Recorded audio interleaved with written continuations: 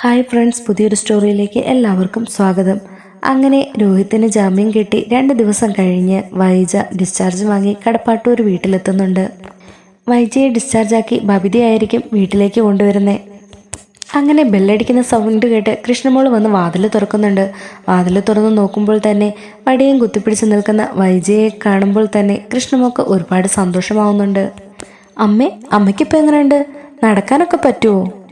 അമ്മ ഡിസ്ചാർജ് ആകുന്ന വിവരം ഞങ്ങളോടെന്താ അമ്മ പറയാതിരുന്നേ? ഓ, നിങ്ങളോടൊക്കെ പറഞ്ഞിട്ട് എന്തിനാടി? നീയൊക്കെ നിന്റെ അച്ഛൻ്റെ സൈഡ് ചേർന്ന് ആ അലീനയല്ലേ തലേ കയറ്റി വെച്ചിരിക്കുന്നേ. നിനക്കൊന്നും അമ്മയെ വേണ്ടല്ലോ. അമ്മ മരിച്ചാലെന്ത് ജീവിച്ചാലെന്ത്, നിങ്ങൾക്കൊക്കെ ആ അലീന മതിയല്ലോ എന്നിങ്ങനെ പറയുമ്പോൾ കൃഷ്ണമോള് പറയുന്നുണ്ട്, അലീന ചേച്ചി എന്ത് ചെയ്തിട്ടാ അമ്മയ്ക്ക് ചേച്ചിയോട് ഇതിനു മാത്രം ദേഷ്യം? അമ്മ ഒന്നോർക്കണം, അലീന ചേച്ചി ഉള്ളതുകൊണ്ട് മാത്രമാണ് ഇപ്പോൾ രോഹിത്തേട്ടന് ജാമ്യം കിട്ടിയത്. ഇല്ലായിരുന്നെങ്കിൽ ജീവിതകാലം മുഴുവൻ രോഹിയേട്ടൻ ജയിലിൽ കിടന്നേനെ. ഛീ, നിർത്തടി. നീ കുറെ നേരമായല്ലോ അലീന പുരാണം വിളമ്പുന്നു. എൻ്റെ മകന് ജാമ്യം കിട്ടിയത് നിന്റെ കൊലീന ചേച്ചിയുടെ കഴിവുകൊണ്ടൊന്നുമല്ല. അവൻ നിരപരാധി ആയതുകൊണ്ടാണ്. അവനെ ഈ വൈജയന്തിയുടെ മകനാണ്, ഈ വൈജയന്തി വളർത്തിയ മകൻ. അവൻ ഒരിക്കലും ഇങ്ങനെയൊരു വൃത്തികേട് ചെയ്യില്ലെന്ന് എനിക്ക് ഉറപ്പായിരുന്നു. ഞാൻ ആ കിടപ്പ് കിടന്നില്ലായിരുന്നെങ്കിൽ ഇത്രയും ദിവസമൊന്നും എൻ്റെ മകൻ ജയിലിൽ കിടക്കേണ്ടി വരില്ലായിരുന്നു. ഇതിനു മുമ്പേ തന്നെ ആ ശരണി എന്ന് പറയുന്നവളുടെ കാരണം നോക്കി 2 കൊടുത്ത് അവളെ കൊണ്ട് ഞാൻ സത്യം പറയിപ്പിച്ചേനെ. അല്ലെങ്കിലും അമ്മ എന്നാ നല്ലത് കണ്ടാ നല്ലതെന്ന് പറയുന്നത്? അലീന ചേച്ചിയുടെ കുറ്റം പറയാനല്ലേ അമ്മയ്ക്കിഷ്ടം? അതേടി, അങ്ങനെ തന്നെയാണ്. എൻ്റെ ജീവിതം നശിപ്പിച്ചവളാണ് ആ അലീന എന്ന് പറയുന്നവള്. അവൾ എന്നിവിടെ കാല് കുത്തിയോ അന്ന് തൊട്ടിവിടെ പ്രശ്നങ്ങൾ മാത്രമേ ഉള്ളൂ. എനിക്ക് ഒരു സമാധാനം അവൾ തന്നിട്ടില്ല എന്നൊക്കെ വൈജു പറയുമ്പോൾ ബാലേന്ദ്രൻ അങ്ങോട്ടേക്ക് വരുന്നുണ്ട്. എന്നിട്ട് ബാലേന്ദ്രൻ വൈജയോട് ചോദിക്കുന്നുണ്ട്, അല്ല വൈജെ, നീ ഇങ്ങോട്ടൊരിക്കലും വരില്ല എന്നും പുതിയ വാടക വീട്ട് എടുത്തു എന്നൊക്കെ പറയുന്ന കേട്ടല്ലോ. എന്നിട്ട് നീ ഇങ്ങോട്ട് തന്നെ വന്നോ? ഹോ, ഞാൻ ഇങ്ങോട്ട് വന്നത് നിങ്ങൾക്കും അലീനയ്ക്കും വളരെ ബുദ്ധിമുട്ടായി കാണും. ഞാനിവിടെ ഉള്ളത് നിങ്ങൾക്ക് അഴിഞ്ഞാടാൻ പറ്റില്ലല്ലോ. ഇപ്പോൾ എൻ്റെ സ്ഥാനത്തല്ലേ നിങ്ങൾക്ക് ആ അലീന? ഛീ, നിർത്തടി. ഇനി നിന്റെ വായിൽ നിന്ന് ഇങ്ങനെ തരത്തിലുള്ള ഓരോ വാക്കുകൾ വന്നാൽ അടിച്ച് നിന്റെ കരണം ഞാൻ പൊട്ടിക്കും. എനിക്ക് എൻ്റെ മക്കളെപ്പോലെ തന്നെയാടി അലീനയും. അവളും എൻ്റെ മകള് തന്നെയാണ്. അല്ലാതെ നീ പറയുന്നത് പോലെ അവൾ എൻ്റെ കാമുകിയൊന്നുമല്ല. കാമുകനും കാമുകയും ഒക്കെ ആർക്കാണുള്ളതെന്ന് സ്വയമേ ഒന്ന് ചിന്തിച്ചാലാ നല്ലത്. ഇത് കേൾക്കുമ്പോൾ വൈജി ഒന്ന് പരുങ്ങുന്നുണ്ട്. എന്നിട്ട് വൈജ പറയുന്നുണ്ട്, എവിടെ എൻ്റെ മകൻ? ഞാനിവിടെ കയറി താമസിക്കാനൊന്നും വന്നതല്ല. എൻ്റെ കുറച്ച് സാധനങ്ങളൊക്കെ ഇവിടെയുണ്ട്. അതുപോലെ എൻ്റെ മകനെയും ഈ നരകത്തിൽ നിന്ന് കൊണ്ടുപോകാനാണ് ഞാൻ വന്നത്. മോളെ ബബിതേ, ഇവിടെ എന്തെങ്കിലും എടുക്കാനുണ്ടെങ്കിൽ അത് മുഴുവനും എടുത്തോ. ഇനി ഒരിക്കലും നമ്മൾ ഇങ്ങോട്ട് തിരിച്ചു വരില്ല. ശരി അമ്മേ എന്നും പറഞ്ഞ് ബബിത തൻ്റെ സാധനങ്ങളൊക്കെ എടുത്തു വെക്കാനായിട്ട് അകത്തേക്ക് പോകും. ഈ സമയത്ത് മാർക്കറ്റിൽ പോയിട്ട് അലീന അങ്ങോട്ടേക്ക് തിരിച്ചു വരികയാണ്. വൈജയെ കണ്ടതും അലീനയ്ക്ക് ഒരുപാട് സന്തോഷമാവുന്നുണ്ട്. മേഡം എപ്പോഴാണ് വന്നത്? മേഡത്തിന് ഹെൽത്തൊക്കെ ഓക്കെ ആയോ എന്നൊക്കെ വളരെ സന്തോഷത്തോടു കൂടി അലീന വൈജയോട് ചോദിക്കുകയാണ്. അപ്പോൾ വൈജ പറയാണ്, എന്താടി നിനക്ക് ഞാൻ വന്നത് ഇഷ്ടപ്പെട്ടില്ലേ? ഓ, എങ്ങനെ ഇഷ്ടപ്പെടാനാ? ഞാനിവിടെ ഉണ്ടെങ്കിൽ നിനക്കും ഇയാൾക്കും കിന്നാര ഒന്നും നടക്കുകയല്ലോ. എൻ്റെ സ്ഥാനത്തല്ലേ നീ ഇപ്പോൾ ഇങ്ങരുടെ കൂടെ ജീവിക്കുന്നത് എന്നിങ്ങനെ പറയുമ്പോൾ അലീന അവിടെ ഞെട്ടലോടുകൂടി കണ്ണുകളോടുകൂടി വൈജയെ നോക്കും. മേഡം എന്തൊക്കെയായി പറയുന്നേ? സാർ എൻ്റെ അച്ഛൻ്റെ സ്ഥാനത്താ. ഛീ, നിർത്തടി. എനിക്കറിയാം നീ ഇനി എന്നെ വിടിയാക്കാൻ നോക്കണ്ട. ഈ നിൽക്കുന്ന ബാലേന്ദ്രൻ നിനക്ക് അച്ഛനാണോ അതോ രഹസ്യക്കാരനാണോന്നൊക്കെ എനിക്ക് നന്നായിട്ടറിയാം എന്നിങ്ങനെ വൈജ മോശമായിട്ട് അലീനയെക്കുറിച്ച് പറഞ്ഞപ്പോൾ, ഡി നീ എന്താ പറഞ്ഞത് എന്ന് ചോദിച്ച് വൈജയുടെ കാരണം തീർത്ത് കൊടുക്കുകയാണ് ബാലേന്ദ്രൻ. എടി വൃത്തിയിട്ടവളെ, നിനക്കറിയാവോ ഇവളെൻ്റെ ആരാണെന്ന്? ഈ നിൽക്കുന്ന അലീനയുണ്ടല്ലോ, അവൾ എനിക്ക് എൻ്റെ മകള് തന്നെയാണ്. എനിക്ക് പിറക്കാതെ പോയ എൻ്റെ മകൾ. ഇവള് ആർക്ക് പിറന്ന മകളാണെന്നൊക്കെ അധികം വൈകാതെ തന്നെ നീ അറിയും. അന്ന് എൻ്റെ പല ചോദ്യങ്ങൾക്കും നീ ഉത്തരം തരേണ്ടി വരും. വൈജ അടികെട്ടിയ ദേഷ്യത്തിൽ പറയുന്നുണ്ട്, നിങ്ങൾ എന്നെ തല്ലിയല്ലേ? ഈ പിഴച്ചവൾക്ക് വേണ്ടി എന്നെ നിങ്ങൾ തല്ലി. ഞാനിവിടുന്ന് വീടെടുത്ത് മാറിയെന്ന് കരുതി നിനക്കും ഇയാൾക്കും സുഖമായിട്ട് ജീവിക്കാമെന്ന് കരുതണ്ടടി. ഈ വൈജയന്തി ഈ നാട്ടിൽ തന്നെയുണ്ട്. നീ കുറിച്ചു വെച്ചോ. എന്നും പറഞ്ഞ് അവളുടെ ഡ്രസ്സും സാധനങ്ങളും ഒക്കെ എടുക്കാനായിട്ട് അവൾ അകത്തേക്ക് കയറി പോകുന്നുണ്ട്. അന്നേരം അലീന ബാലേന്ദ്രനോട് ചോദിക്കുന്നുണ്ട്, അച്ഛാ, മേഡം അപ്പോൾ ഇവിടുന്ന് പോവാണോ? ഇവിടെയല്ലേ ഇനി മേഡം താമസിക്കുന്നത് എന്നൊക്കെ അലീന ചോദിക്കുമ്പോൾ മറുപടി പറയുന്നത് കൃഷ്ണമോളാണ്.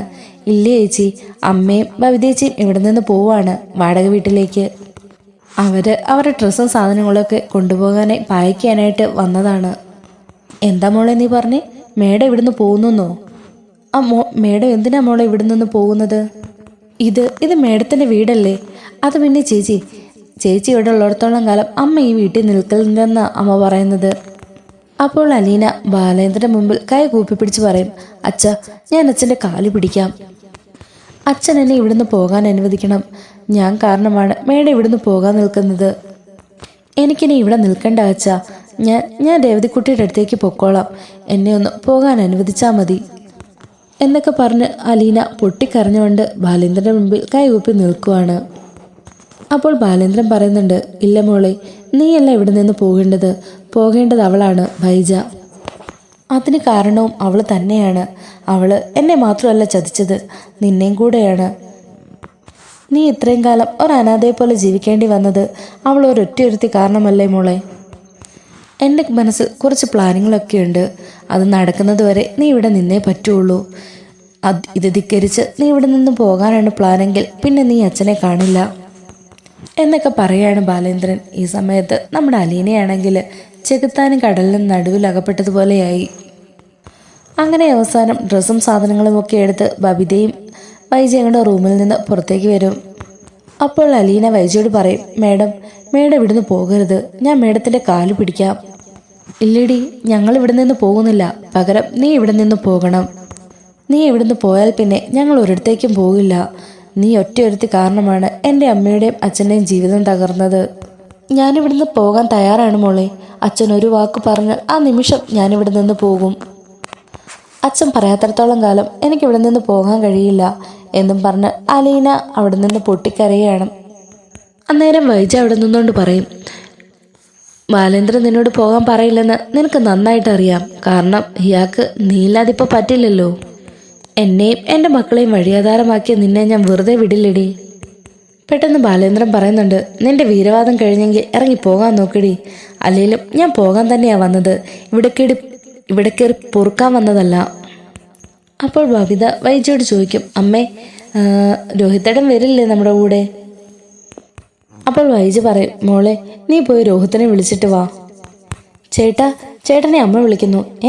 അമ്മയോ? ആ അതെ, അമ്മ വന്നോ ഇങ്ങോട്ട്? ദേ താഴ്ന്ന് ഇപ്പോൾ ഉണ്ട്. ചേട്ടനോട് അങ്ങോട്ട് ചെല്ലാൻ പറഞ്ഞു. അപ്പം തന്നെ രോഹിത്ത് താഴേക്ക് ചെല്ലുന്നുണ്ട്. രോഹിത്തിനെ കണ്ട ഉടനെ വൈജ പറയുന്നുണ്ട്, എടാ രോഹി മോനെ, ഇതെന്ത് കോലവാടാ നിനക്കിവിടെ ആരും കഴിക്കാനൊന്നും തരുന്നില്ലേ? ഉണ്ടമ്മേ. അല്ല അതൊക്കെ പോട്ടെ, അമ്മയ്ക്കിപ്പം നടക്കാനൊക്കെ പറ്റുമോ? എങ്ങനെയുണ്ട്? മോനെ, ചെറുതായിട്ടൊക്കെ നടക്കാം. അല്ല അതൊക്കെ വിട്. നീ പോയിട്ട് നിനക്ക് എടുക്കാനുള്ള എന്തെങ്കിലും ഉണ്ടെങ്കിൽ എടുത്തിട്ട് വാ, ഞങ്ങളുടെ കൂടെ ഇറങ്ങാം. അതൊക്കെ പോട്ടെ, നീ പോയിട്ട് നിനക്ക് എന്തെങ്കിലും എടുക്കാനുണ്ടെങ്കിൽ എടുത്തിട്ട് ഞങ്ങളുടെ കൂടെ ഇറങ്ങണം. എങ്ങോട്ട് പോകാനാണ്? അമ്മയും ബബിതയും കൂടെ എവിടെ പോകുന്ന കാര്യം പറയുന്നേ? അപ്പോൾ വൈജ പറയുന്നുണ്ട്, നമ്മളിനി ഇവിടെ താമസിക്കുന്നില്ല. ഞാനിപ്പോൾ തൽക്കാലം ഒരു വാടക വീട് റെഡിയാക്കിയിട്ടുണ്ട്. നമുക്കിനി അവിടെ കഴിയാം. ഇവിടെ നിന്റെ അച്ഛനും ഈ പിഴച്ചവളും കഴിയട്ടെ. നിന്റെ അച്ഛന് ഈ നമ്മളെക്കാട്ടിലും വലുതാണ് ഈ നിൽക്കുന്ന അലീന. നമ്മുടെ കുടുംബം ഈ തരത്തിൽ താറുമാറാക്കിയത് ഇവൾ ഒറ്റയൊരുത്തിയാണ്. നമ്മുടെ കുടുംബം തകർത്തത് ഇവൾ ഒറ്റയൊരുത്തിയാണ് മോളെ. മോനെ, എൻ്റെ ഈ അവസ്ഥയ്ക്കും അതുപോലെ നീ ജയിലിലാകാനും കാരണം ഈ അലീനയാണ്. അമ്മ എന്തൊക്കെയായി പറയുന്നേ? ഞാൻ ജയിലിലാകാൻ കാരണം അലീന ചേച്ചി ആവുന്നത് എങ്ങനെയാണ്? ചേച്ചി എന്നോട് പലതവണ പറഞ്ഞതാ ആ ഹരിയുമായിട്ടുള്ള കൂട്ടുകെട്ട് അതെനിക്ക് നല്ലതെന്നല്ലെന്ന്. അന്നതൊക്കെ ഞാൻ കേൾക്കാതെ ചേച്ചിയെ ധിക്കരിച്ച് നടക്കുമായിരുന്നു. എന്നാൽ അതിനുള്ള പണിയൊക്കെ എനിക്ക് കിട്ടി. ഇപ്പോൾ ഞാൻ പുറത്തിറങ്ങാൻ കാരണം പോലും ചേച്ചിയാണ്. ചേച്ചി അതിന് ശ്രമിച്ചില്ലായിരുന്നെങ്കിൽ ഇപ്പോൾ ഞാൻ എൻ്റെ ജീവിതം തന്നെ അവസാനിപ്പിച്ചേനെ എന്നൊക്കെ രോഹിത് പറയുമ്പോൾ വൈജ ഞെട്ടലോടുകൂടി തന്നെ രോഹിത്തിനെ ഇങ്ങനെ നോക്കി നിൽക്കും. എന്നിട്ട് ചോദിക്കുന്നുണ്ട്, അല്ല ഇവൾ എന്നു മുതലാ നിനക്ക് ചേച്ചിയായത്? നീ പഴയതൊക്കെ മറന്നോ മോനെ? ഇവൾ ഒറ്റയൊരുത്തി കാരണമാണ് എനിക്കിപ്പോൾ എൻ്റെ ഭർത്താവിനെ പോലും നഷ്ടപ്പെട്ടത്. ആക്സിഡന്റ് പറ്റി എനിക്ക് ഈ അവസ്ഥ വരാൻ കാരണം പോലും ഈ നിൽക്കുന്ന അലീനയാണ്. അതൊക്കെ നീ മറന്നോ? ഇല്ലമ്മേ, ഞാൻ അതൊന്നും മറക്കില്ല. എനിക്കിപ്പോൾ എൻ്റെ മനസ്സിലിപ്പോൾ കുറ്റബോധം മാത്രമേ ഉള്ളൂ. ഇത്രയും നാളും ചേച്ചിയെ മനസ്സിലാക്കാൻ കഴിഞ്ഞാത്തതിൽ അമ്മ പറഞ്ഞല്ലോ, അമ്മയ്ക്ക് അച്ഛനെ നഷ്ടപ്പെടാൻ കാരണം അലീന ചേച്ചിയാണെന്ന്. ഞാനൊന്ന് ചോദിക്കട്ടെ, അല്ല അലീന ചേച്ചി അമ്മയോട് എന്ത് തെറ്റ് ചെയ്തെന്നാ അമ്മയല്ലേ അച്ഛനെ വേണ്ടെന്നും പറഞ്ഞ് ഇങ്ങനെ പോകാൻ നിൽക്കുന്നത്? അതുപോലെ അമ്മയ്ക്ക് ഈ ആക്സിഡന്റ് പറ്റിയതും അമ്മയുടെ കയ്യിലിരിപ്പ് കൊണ്ട് തന്നെയാണ്. അമ്മയോട് ആരാ പറഞ്ഞേ ആ നട്ടപ്പാതിരേക്ക് വണ്ടി എടുത്തോണ്ട് പോകാൻ? ആരും പറഞ്ഞില്ലല്ലോ. അല്ല അലീന ചേച്ചി അമ്മയോട് പറഞ്ഞോ ഇവിടെ നിന്ന് പോകാൻ? അച്ഛൻ പറഞ്ഞു ഇവിടുന്ന് പോകാൻ? ഇല്ലല്ലോ. അമ്മ അച്ഛനെയും ചേച്ചിയെയും കുറിച്ച് ആവശ്യമില്ലാത്തതൊക്കെ ഓരോന്ന് ചിന്തിച്ചു കൂട്ടിയത് കൊണ്ടാണ് അമ്മയുടെ ജീവിതം ഇപ്പോൾ തകർന്നു പോയത്. അമ്മ ആദ്യം മനുഷ്യനെ നേരെ ചൊവ്വെ മനസ്സിലാക്കാൻ ശ്രമിക്കുക. എന്തിന് ഈ പാവം ചേച്ചിയെ മകളായിട്ട് കണ്ടില്ലെങ്കിലും ശത്രുവായിട്ട് കണ്ട് ഉപദ്രവിക്കാതെങ്കിലും ഇരുന്നൂടെ? സോറി, മനുഷ്യനായിട്ട് കണ്ട് ഉപദ്രവിക്കാതിരുന്നൂടെ? കൊള്ളാടാ കൊള്ളാം. ഞാനില്ലാതിരുന്ന ദിവസങ്ങളിൽ ഈ അലീന നിന്നെ വശീകരിച്ചു അല്ലേ? നീ കുറിച്ചു വെച്ചോ രോഹി, ഇതൊന്നും നല്ലതിനല്ല. ഇവളുടെ ഉദ്ദേശം നമ്മുടെ ഈ സ്വത്തുക്കളാണ്. അത് കൈക്കലാക്കി കഴിഞ്ഞാൽ ഇവള് നമ്മളെയൊക്കെ ഇവിടെ നിന്ന് അടിച്ചിറക്കും. അന്നേരം അലീന പറയും, വേണ്ട മേഡം വേണ്ട, എനിക്ക് നിങ്ങളുടെ സ്വത്തും പണവും ഒന്നും വേണ്ട. ഞാനിവിടെ വീട്ടുജോലി ചെയ്യുന്നതിനും എനിക്ക് പൈസ ഒന്നും തന്നില്ലെങ്കിലും ഒരു കുഴപ്പമില്ല മേഡം. എന്തായാലും മേഡത്തിൻ്റെ തീരുമാനം ഒന്ന് മാറ്റിക്കൂടെ? മേഡത്തിന് ഇവിടെ നിന്ന് പോകാതിരുന്നൂടെ? ഹോ മതിയുടെ നിന്റെ അഭിനയം. നിന്റെ ഈ അഭിനയത്തിന് നിന്റെ കരണക്കുറ്റി തീർത്ത് തരാൻ എനിക്ക് അറിയാമല്ലായിട്ടല്ല. നിന്നെ തൊട്ടാൽ എൻ്റെ കൈ നാറും. എൻ്റെ ഭർത്താവിനെയും മക്കളെയും എന്നിൽ നിന്ന് തട്ടിയെടുത്ത നിന്നെ ഞാൻ വെറുതെ വിടില്ല. നീ അനുഭവിക്കാൻ കിടക്കുന്നതേ ഉള്ളൂ എന്നൊക്കെ പറഞ്ഞ് ബാലേന്ദ്രനെ ഒരു പുച്ഛഭാവത്തോടു കൂടി നോക്കി കടപ്പാട്ടൂർ വീട്ടിൽ നിന്ന് പോവുകയാണ്. അന്നേരം അലീന അവിടെ നിന്ന് പൊട്ടിക്കരയാണ്. എന്തിനാണ് എന്നെ ഇങ്ങനെ ഇഞ്ചിഞ്ചായി കൊല്ലുന്നേ? എന്നെ അങ്ങ് ഒറ്റയടിക്ക് കൊല്ലാൻ പാടില്ലായിരുന്നോ? അപ്പോൾ രോഹിത് വിഷമത്തോടു കൂടി പറയും, ചേച്ചി ഒന്ന് സമാധാനിക്ക്. അമ്മ അധികം വൈകാതെ തന്നെ ഇങ്ങോട്ടേക്ക് തിരിച്ചു വരും. ഞങ്ങൾക്കറിയില്ലേ ഞങ്ങളുടെ അമ്മയെ? അത് ചേച്ചി, അമ്മ ഇങ്ങോട്ട് തന്നെ വരും. ഇതൊക്കെ ചേച്ചി ഇവിടുന്ന് പുറത്താക്കാനുള്ള അമ്മയുടെ അടവാ. അമ്മ ഉടനെ തന്നെ തിരിച്ചു വരും എന്നൊക്കെ പറഞ്ഞ് രോഹിത്തും കൃഷ്ണമോളും കൂടെ അലീനയെ സമാധാനിപ്പിക്കുന്നുണ്ട്. പിന്നീട് കാണിക്കുന്നത് അലീനയെ രേവതിക്കുട്ടി വിളിക്കുന്നുണ്ട്. എന്നാൽ ഫോൺ എടുക്കുന്നത് രോഹിത്താണ്. ഹലോ ചേച്ചി, എന്തൊക്കെയുണ്ട് അവിടെ വിശേഷങ്ങൾ? ചേച്ചിയുടെ അനിയൻ ദ്രോഹി വന്നോ? അവൻ എന്തു പറയുന്നു എന്നൊക്കെ രേവതിക്കുട്ടി ചോദിക്കുമ്പോൾ രോഹിത്ത് പറയും, ഞാൻ എന്ത് പറയുന്നു എന്നറിയാനാണോ നീ ഇപ്പോൾ ഇങ്ങോട്ട് വിളിച്ചത്? അയ്യോ ഇതാരാ, രോഹിത്താണോ? അതേടി, രോഹിത്ത് തന്നെ. ഞാൻ എപ്പോഴാടി നിന്നെ ദ്രോഹിച്ചത്? ഓ അതോ, നീ തന്നെയാണ് ദ്രോഹി. നീ എൻ്റെ അലീന ചേച്ചിയെ പലവട്ടം ഉപദ്രവിക്കാൻ നോക്കിയതല്ലേ? അതുകൊണ്ട് നീ തന്നെയാണ് ദ്രോഹി. ദേ പെണ്ണെ, അനാവശ്യം പറഞ്ഞല്ലുണ്ടല്ലോ. അലീന ചേച്ചിയുടെ അനീതിയാണെന്നും ഞാൻ നോക്കുകയല്ല. നീ എന്ത് ചെയ്യൂടാ എന്നൊക്കെ രേവതിക്കുട്ടി ചോദിക്കുന്നുണ്ട്. അപ്പോഴേക്കും അലീന കിച്ചണിൽ നിന്ന് വരും. ആരാ ഫോണിൽ? ഇത് എൻ്റെ ഫോണല്ലേ? അത് ചേച്ചിയുടെ ഫോണ് തന്നെയാണ്. ഒരു പണിയില്ലാത്ത ഏതോ പീറപ്പെണ്ണ വിളിക്കുന്നേ, ഏതോ രേവതിക്കുട്ടി എന്ന് പറയുമ്പോൾ അലീന പെട്ടെന്ന് തന്നെ ഫോൺ വാങ്ങും. ഹലോ മോളെ, എൻ്റെ ചേച്ചിയുടെ ഫോൺ എന്തിനാ ആ ദ്രോഹി എടുക്കുന്നേ? ചേച്ചിയുടെ അടുത്ത് എടുക്കുന്ന വിളച്ചിലുണ്ടല്ലോ, അതെൻ്റെ അടുത്ത് നടക്കുകയല്ലെന്ന് ചേച്ചി അവനോടൊന്ന് പറഞ്ഞേരെ. അപ്പോൾ അലീന അവിടെ ചെറുപുഞ്ചിരിയോടുകൂടി രോഹിത്തിനെ നോക്കും. എന്നിട്ട് രേവതിക്കുട്ടിയോട് ചോദിക്കും, അതൊക്കെ പോട്ടെ മോളെ, അല്ല നീ ഇപ്പം എന്തിനാ വിളിച്ചത്? അതൊന്നുമില്ല ചേച്ചി, ഞാൻ ചുമ്മാ വിളിച്ചതാ, ചേച്ചിയുടെ വിവരങ്ങളൊക്കെ ഒന്ന് തിരക്കാൻ വേണ്ടിയിട്ട് എന്നൊക്കെ പറഞ്ഞ് അവരവിടെ സംസാരിച്ചിരിക്കുന്ന സമയത്ത് രോഹിത് അവിടെ നിന്ന് പോകും. ഇന്ന് നടന്ന കാര്യങ്ങൾ മൊത്തം അലീന രേവതിക്കുട്ടിയോട് എല്ലാം പറയും. ഇനി ബാലേന്ദ്രൻ സാറിന് കുറച്ച് സമാധാനം കിട്ടും. അയ്യോ മോളെ, അങ്ങനെയൊന്നും പറയരുത്. മോളെ, അങ്ങനെയൊന്നും പറയരുത്. അതെൻ്റെ അമ്മയാണ്. ഞാൻ കാരണമാണ് എൻ്റെ അമ്മയുടെ ജീവിതം തകർന്നു പോയത്. ഞാനിവിടെ നിന്ന് പോയാൽ മാത്രമേ ആ അമ്മ ഇനി ഇങ്ങോട്ട് തിരിച്ചു വരികയുള്ളൂ. അപ്പോൾ രേവതിക്കുട്ടി പറയും, അങ്ങനെയാണെങ്കിൽ ചേച്ചി എന്നാൽ ഇങ്ങോട്ട് പോര്. ഇവിടെ ആവുമ്പോൾ എനിക്കൊരു സമാധാനം കിട്ടും. അയ്യോ മോളെ, അത് തന്നെയാണ് പ്രശ്നം. ഞാനിവിടുന്ന് പോകാമെന്ന് പറഞ്ഞിട്ട് അച്ഛൻ എന്ത് ചെയ്താൽ സമ്മതിക്കുന്നില്ല. അങ്ങനെ എങ്ങാനും അച്ഛൻ്റെ വാക്കും ധിക്കരിച്ച് ഞാൻ പോയി കഴിഞ്ഞാൽ പിന്നെ അച്ഛൻ ജീവിച്ചിരിക്കില്ലെന്നാ പറയുന്നത്. അയ്യോ ചേച്ചി, അതാകെ കുഴഞ്ഞല്ലോ. ഇനിയിപ്പോൾ എന്തു ചെയ്യും? അതാ മോളെ ഞാനും ആലോചിക്കുന്നത്. ഇനി എന്തു ചെയ്യും? ഞാൻ എന്തായാലും മനുവേട്ടനോട് കൂടി കാര്യങ്ങളൊക്കെ ഒന്ന് പറയട്ടെ എന്ന് പറഞ്ഞ് അലീന ഫോൺ വെക്കുന്നുണ്ട്. അങ്ങനെ പിന്നീട് അലീനെ വിളിച്ച് മനുവിനോട് കാര്യങ്ങളൊക്കെ പറയും. ഇതെല്ലാം കേട്ട് മനുവാണെങ്കിൽ ആകെ അന്താളിച്ച് നിൽക്കും. എന്താ അലീന നീ പറയുന്നേ? ആൻറ്റി വാടക വീട്ടിലേക്ക് മാറിയോ? ഈ ആൻറ്റിക്ക് ഇത് എന്തിൻ്റെ കേടാ? മനുവേട്ട, എങ്ങനെയെങ്കിലും മേഡത്തിനെ തിരിച്ചിങ്ങോട്ട് കൂട്ടിക്കൊണ്ടുവരണം. ഞാനിവിടുത്തെ പോകാൻ വേണ്ടി തയ്യാറായതാണ്, പക്ഷേ അച്ഛൻ വിടുന്നില്ല. ഏയ് അതൊന്നും വേണ്ട, നീ അവിടെ നിന്ന് എങ്ങോട്ടും പോകണ്ട. ഞാനെന്തായാലും ആൻറ്റിയെ കണ്ടൊന്ന് സംസാരിക്കട്ടെ എന്നും പറഞ്ഞ് മനു ഫോൺ വെക്കും.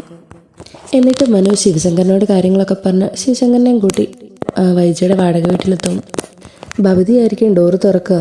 മനുവേട്ട, അങ്കിളെ കയറി വാ, നിൻ്റെ അമ്മ എന്തേടി? അമ്മ റൂമിലുണ്ട് എന്നിങ്ങനെ പറയുമ്പോൾ ശിവശങ്കരനും മനുവും വൈജയെ കാണാനായിട്ട് റൂമിലേക്ക് ചെല്ലുകയാണ്. ശിവേട്ടൻ എപ്പോൾ എത്തി? അല്ല, നിങ്ങളെങ്ങനെ വീട് കണ്ടുപിടിച്ചോ? കണ്ടുപിടിച്ചു. അതൊക്കെ അവിടെ നിൽക്കട്ടെ. നീ എന്തിനുള്ള പുറപ്പാടാണ്? അപ്പോൾ നിങ്ങളെന്നെ ചോദ്യം ചെയ്യാൻ വേണ്ടിയിട്ടാണ് രണ്ടുപേരും കൂടെ ഇങ്ങോട്ടേക്ക് വന്നത്. ഞാൻ എന്തിനുള്ള പുറപ്പാടാണെന്നൊക്കെ ശിവേട്ടന് നന്നായി അറിയാം. അലീനയുള്ള വീട്ടിൽ ഞാൻ ഇനി നിൽക്കില്ല. ഞാനും എൻ്റെ മകളും അവിടേക്ക് ഇനി തിരിച്ചു പോകണമെങ്കിൽ നാശം പിടിച്ചവൾ അവിടെ നിന്ന് പോകണം. അവൾ അവിടെ നിന്നെന്ന് വെച്ച് നിനക്ക് എന്താടി പ്രശ്നം? അവൾ നിന്നെ ഒന്നും ചെയ്യുന്നില്ലല്ലോ. ആ വീട്ടിലെ പണി മൊത്തം ചെയ്യുന്നതും അവൾ തന്നെയല്ലേ. നിൻ്റെ മക്കളെയും അവൾ നല്ലപോലെ തന്നെ നോക്കുന്നില്ലേ? എൻ്റെ മക്കളെ നോക്കാൻ എനിക്കറിയാം ശിവേട്ട. അവളെ കണ്ടിട്ടൊന്നുമല്ലല്ലോ ഞാൻ എൻ്റെ മക്കളെ പ്രസവിച്ചത്. അവൾ ഒറ്റയൊരുത്തി കാരണമാണ് എൻ്റെ കുടുംബം തകർന്നു പോയത്. അവളെ ഞാൻ വെറുതെ വിടുമെന്ന് ആരും കരുതണ്ട. ദേ വൈജെ, നീ നോക്ക്, അലീനയുമായിട്ടുള്ള യുദ്ധം അത് നിനക്ക് നല്ലതിനല്ല. അവസാനം നീ തന്നെ ദുഃഖിക്കേണ്ടി വരും. നീ അവളെ ഒരു മകളായിട്ട് കണ്ടിട്ടില്ലെങ്കിലും അവളെ നീ ഉപദ്രവിക്കാതിരുന്നാൽ മതി എന്നിങ്ങനെ ശിവശങ്കർ പറയുമ്പോൾ വൈജയുടെ മുഖത്ത് ഒരു പുച്ഛഭാവമായിരിക്കും. അപ്പോൾ മോനു പറയും, ആൻറ്റി പറയുന്നതിനും ചെയ്യുന്നതിനും ഒക്കെ പിന്നീട് ആൻറ്റി ദുഃഖിക്കേണ്ടി വരും. ഇപ്പം അറിയാത്ത പല സത്യങ്ങളും പിന്നീട് ആൻറ്റി അറിയും. അന്ന് ഈ ചെയ്തതൊക്കെ ഓർത്ത് ആൻറ്റി ചങ്ക് പൊട്ടിക്കരയും എന്നൊക്കെ പറഞ്ഞ് മനു ആ റൂമിൽ നിന്ന് പോവും. ഈ സമയത്ത് ശിവശങ്കർ വൈജയോട് പയ്യെ പറയുന്നുണ്ട്, ദേ നോക്ക് വൈജയ്, നീ ബാലൻ്റെ വീട്ടിലേക്ക് തന്നെ തിരികെ പോകണം. നീ അത്ര പതിവൃതിയൊന്നും അല്ലല്ലോ. നിനക്കും ഇല്ലേ 23 വർഷം മുമ്പ് ഒരു കഥ? നീ അഴിഞ്ഞാടി നടന്ന് ഒരു കുഞ്ഞിനെ പ്രസവിച്ചതല്ലേ? അത് നീ മറക്കരുത്. ഇന്നല്ലെങ്കിൽ നാളെ ബാലേന്ദ്രൻ അതറിയും. അപ്പോൾ ഇപ്പം നിൻ്റെ കൂടെയുള്ള മക്കൾ പോലും നിനക്ക് കൂടെ ഇല്ലാതാവും. അവരും നിന്നെ വെറുക്കും. നിൻ്റെ വാശിമേരാക്കിയൊക്കെ മാറ്റിവെച്ച് നീ തിരികെ ബാലേന്ദ്രൻ്റെക്ക് പോകുന്നതാണ് നിനക്ക് നല്ലത് എന്നും പറഞ്ഞ് ശിവശങ്കറും അവിടെ നിന്ന് പോവുകയാണ്. ശിവശങ്കർ പറഞ്ഞ ഓരോ വാക്കുകളും വൈജയുടെ ഉള്ളിൽ ഒരു പേടി ഉണർത്തിയിട്ടുണ്ട്.